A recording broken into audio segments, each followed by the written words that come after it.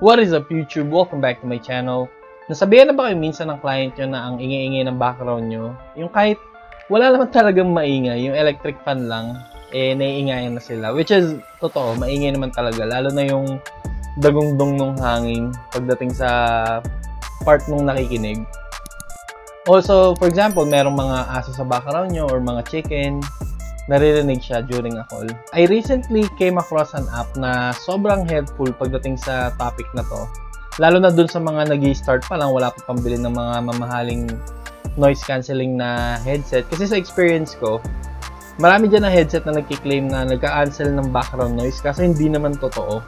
Yung mga nagka-cancel lang talaga ng background noise, sa experience ko is yung mga mamahaling headset. So, itong video na to, kung problemado ka dahil sa background noise, para sa ito. So, stay tuned.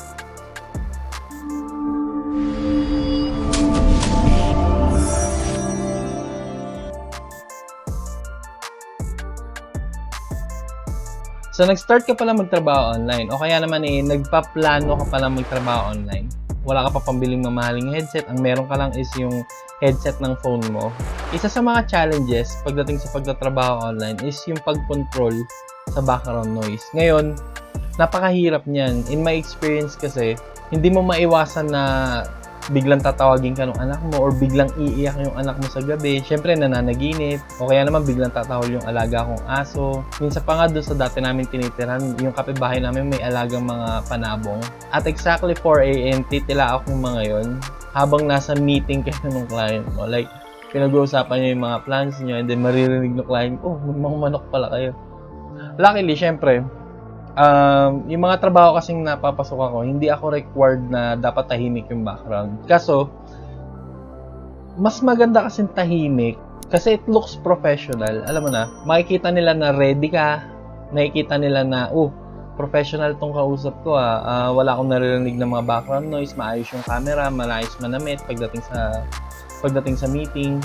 Isa yun sa mga challenges na kinaharap ko before. And I think, marami sa inyo na nag-start pala magtrabaho online, nahihirapan sa particular challenge na to na to control your background noise. Itong app na to, may bayad siya, may monthly subscription, pero meron din namang free version, kaso limited.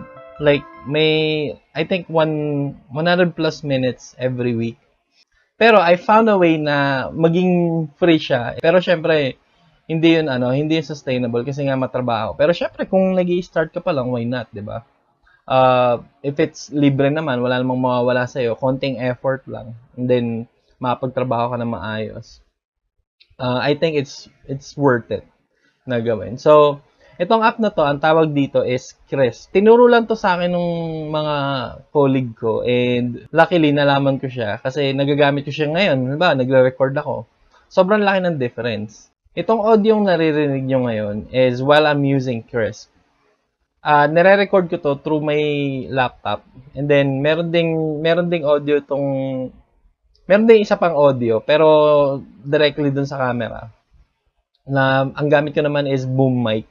Kaso dun sa boom mic, rinig na rinig yung hangin. Kasi syempre, hindi naman ako naka-aircon dito sa office ko. Window lang and then electric fan. So, hindi nyo rinig yung tama sa akin ng hangin kasi nga naka-crisp ako. Pero pag sinwitch ko dyan sa boom mic, rinig nyo na yung hangin. Meron daw way para ma-remove yung background noise sa Premiere Pro. Kaso hindi ko pa natackle kasi nga meron naman akong ginagamit na iba ngayon. Kaso syempre, hindi naman kayo nagre-record sa trabaho. Ang trabaho nyo is mag-take ng call or for example, kailangan nasa meeting kayo most of the time kasi syempre mga projects, kailangan communicated na maayos. And, syempre, nakakaano yung sa kabilang side na naririnig pa yung hangin or yung background noise during a call. Tuturo ko sa inyo kung paano nyo i-install yung app and then kung paano nyo makukuha yung free months. So, let's hop into my computer. So, ito yung first website. Punta kayo sa pricing para makita nyo yung monthly day subscription. Sabi dito, $3.33 lang siya per month if babayaran nyo ng yearly. So, ang billing nito is every year. Isang buong straight na, magkano ba yun? Yan natin. $3.33 times 12. So, $39.96. Magkano sa peso yun? Let's say 50. 1,998. Pero isang taon nyo na siya magagamit. If syempre nag-start pa lang kayo, I would suggest na go kayo sa monthly build na subscription, which is $5 lang naman per month. I think 250 pesos lang siya per month. I mentioned earlier na may way siya para maging free-based subscription. Yung walang limit, meron nga namang free-based subscription dito, kaso nga lang may limitation. So, ayan yung mga limitation. Nga pala, hindi automatic na kinakancel niya yung noise nito. Yung background noise. Kailangan mo pang itoggle yung remove noise. So, yun. Ituturo ko sa inyo kung paano yung ginawa ko para magkaroon ako ng free subscription na Pro. So, once installed nyo na, pretty straightforward lang naman yung installation. Parang normal installation lang ng ibang apps. Punta kayo dito sa upgrade. And then, dito sa baba, refer friends. Click nyo yan. Copy nyo to, bigyan nyo to dun sa mga friends nyo na gusto ring magkaroon ng free subscription with Crisp. Kapag in-accept nila yung referral, which is through your link, magkakaroon ka ng 2 free months. Sila naman, magkakaroon sila ng 1 free month. And then, pwede rin nilang gawin yung ginawa mo. Ngayon, kung wala kang friend na nangangailangan ng Crisp, gawa ka ng fake email. Kaso nga lang, kapag i-accept mo na yung referral link, kailangan sa ibang computer or sa cellphone mo gawin. Nadadetect kasi ng system nila na same computer yung gamit mo. Ako kasi, merong computer yung anak ko, merong computer yung wife ko. So, in-accept ko yung referral through their computers. Kaya, nakakuha ko ng free subscription. So, yun. Ililink ko sa baba yung referral ko para matry nyo rin. Magkaroon kayo ng 1 free month. And then, pwede nyo rin gawin yung mga ginawa ko para magkaroon ako ng free months. So, hindi nyo lang sa call magagamit to. Magagamit nyo rin kapag nagre-record kayo ng audio. Napakadali lang niya gamitin. Itatoggle nyo lang yung microphone dito na gusto nyong i-apply yung Crisp. Pero as long as yung default recording audio nyo is set to Crisp, wala na kayong problema. Dito na lang ninyo i-toggle yan.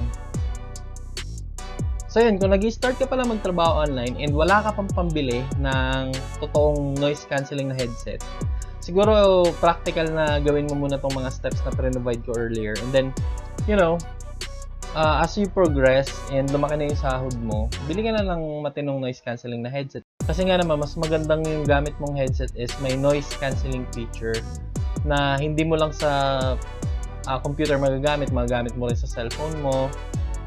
Also, sa mga streamer, magagamit nyo rin tong Crisp na to. Kasi nga, syempre, kapag nag-game kayo, kailangan rinig na rinig yung boses nyo instead na yung aircon nyo or yung hangin electric fan nyo. Like this video if you think may natutunan kayo sa mga pinagsasabi ko earlier, and consider subscribing para updated kayo sa tuwing magre-release ako ng mga bagong videos. Nagre-release ako every Monday around 9:30. Normally, nakascheduled yung mga video ko, pero siyempre, iba-iba. Depende sa schedule. And kung napansin nyo, naka-Lakers na cup ako today and LeBron na t-shirt. Kasi kanina lang nanalo ang Lakers versus Nuggets. So sila ang Western Conference champion. And lalabanan nila yung champion ng East. So sobrang happy kasi fan ako ng LeBron. So wag nyo ako i-hate dahil dun So yeah. I think yun na lang muna sa video na to. See you on my next video. Go hard, go home. Touchdown like the end zone. When the circle turn to my home, can't get me out of my zone. Go hard.